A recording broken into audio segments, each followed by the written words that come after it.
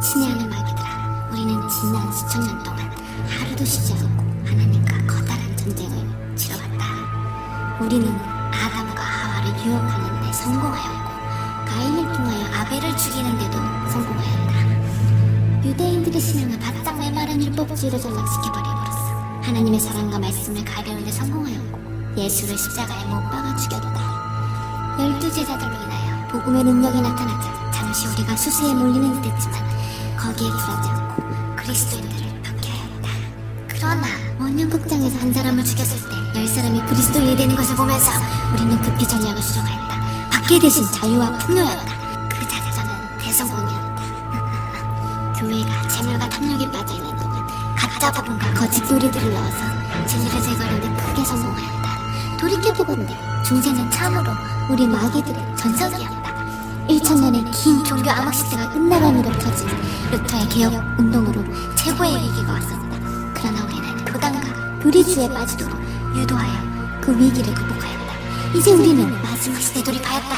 이제부터 시작되는 전쟁이야말로 우리 모두의 운명이 결정될 것이다. 어떻게 하면 이 전쟁에 승리할 것일까? 우리는 더 이상 사람들이 교회로 물려드는 것을 막을 필요가 없다. 이미 세속적 정신과 비진리로 인하여 복음의 능력을 잃어버렸기 때문이다. 또한 그들의 기도도 막을 필요가 없다. 왜냐하면 그들의 기도는 세속에 깊이 몰입되어 있기 때문이다. 목사들의 설교도 막을 필요가 없다. 온갖 재미있는 이야기와 정치와 사회 문제로 채워져 있어 복음을 정확하게 강론하지 못하고 있기 때문이다. 오류와 무지로 혼탁해진 설교는 하나님께 이끌지 못할 것이다.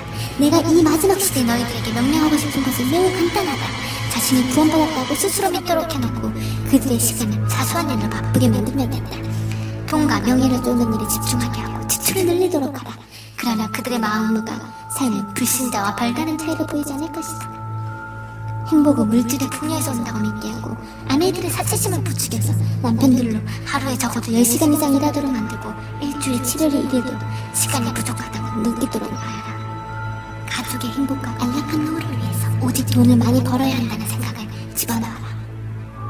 필요하다면 한 사람이 2가지 이상의 직업을 갖도록 유도하고 가정을 지켜야 하나 안 해도 적당한 이유를 만들어서 직업 전전으로 내몰아라. 그러면 아내들이 밖에 나가 일한 후에 파김치가 되어 저녁에 가정으로 돌아와 남편과 아이들을 위해 정성 어린 식사와 환한 미소를 제공할 여력이 없게 될 것이다. 입에서는 짜증과 신경질과 투정이 새어나오게 될 것이며 만사가 귀찮게 느껴지게 될 것이다. 그 결과 조그만 일로도 다툼과 갈등의 먹구름에 들게 되고 결국에는 이혼이라는 파국에 이르게 될 것이다. 그리고 피곤의 일과를 마치고 기과하고 자극적인 텔레비전 프로그램과 뉴스와 드라마를 보도록 하여 그들의 영혼이 성령의 음성을 들을 만한 여유를 도무지 가질 수 없도록 몰아가 모든 가정과 거리와 직장마다 사람의 정욕과 탐욕을 자극하는 영상과 음악을 무차별하게 퍼부어라. 어디를 가든지 신문과 잡지와 라디오와 텔레비전과 인터넷 앞에 앉아서 시간을 보내도록 만들어라. 광고와 연예 뉴스 그리고 영화를 통하여 불결하고 음란한 생각과 말들이 늘 마음속에 머물도록 만들어라. 그리하여 청년들의 신앙과 도덕과 윤리를 무너뜨려 결혼에 대한 가치관을 묻어버리고 토크쇼에 나오는 사회자와 출연자들을 통하여 이 사회의 가치관과 풍조를 부도덕과 불법으로 망가뜨려라. 그리하면 동성연애와 불륜과 이혼을 타당하게 생각하는 것이 지성인이라고 생각할 것이다. 다음으로 일주일 내내 바쁘게 만드는 것이 가장 중요한 우리의 전략이다. 헛된 것에 소모하는 시간이 많을수록 하나님과 함께 할 수 있는 시간은 그만큼 줄어들게 될 것이다. 그리고 컴퓨터의 노예가 되게 하라. 초고속 통신망을 연결시켜 날마다 흥미로운 광고와 음란한 이메일을 무수히로 내고 각종 정보와 스팸메일을 퍼부어 정신을 혼미하게 만들어라.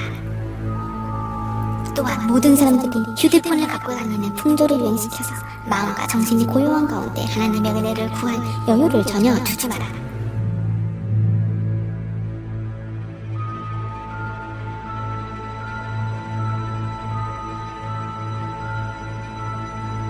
만일 이런 함정에 빠지지 않는다면 그들이 다니는 교회를 이용해라.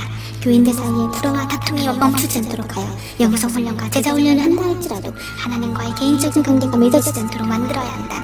그렇게 되면 은혜와 거룩함이 점차 파괴될 것이며 교회는 교인들의 숫자를 늘리기 위한 각종 프로그램들만 양성하게 될 것이다. 그들은 하나님이 원하는 예배보다 사람들을 더 많이 끌어들이는 방식에 대해서만 아이디어를 모으게 될 것이며 말씀보다는 눈에 보이는 기적과 은사에만 매달리게 될 것이다. 그들이 원하는 기적들을 초자연적인 방법으로 보내줌으로써 영혼을 훔칠 수가 있는데 그것으로 우리는 우리의 완전한 대리인들이 될 것이다. 만일 교회를 크게 성장시키는 이유가 각종 각종 기적과 은사를 넣어주는 일에 성공하기만 한다면 교회는 우리의 가장 효과적인 서포터들이 될 것이다. 그러면 교회는 결국 하나님을 섬기는 일과 무당이 귀신을 모시는 것을 분간하지 못하는 지경까지 이르게 될 것이다. 또한 교인들에게 정치적인 문제와 사회적 이슈에 집착하게 만드는 것도 좋은 방법 중 하나일 것이다. 목사로 하여금 특정 정치인에 대해서 지지하는 설교를 하도록 해서 교인들의 마음을 예수와 진리에 무관심하게 만들어라. 교인들은 자신이 지지하는 정치인과 사회적 이슈를 주장하며 다툴 것이며 급기야는 교회 안에 말씀이 사라질 것이다. 친애하는 마귀 형제들아, 우리는 사람들의 시간을 빼앗는 일에 우리가 가지고 있는 모든 정력을 쏟아 부어야 한다. 그들의 시간을 뺏을 수 있다면 예수를 만나지 못하고 말씀을 올바르게 깨닫지 못한 채 세상과 교회 안을 방황하다가 지옥으로 오게 될 것이다. 꼭 명심해라. 이것이 오늘날 내가 너희에게 주고자 하는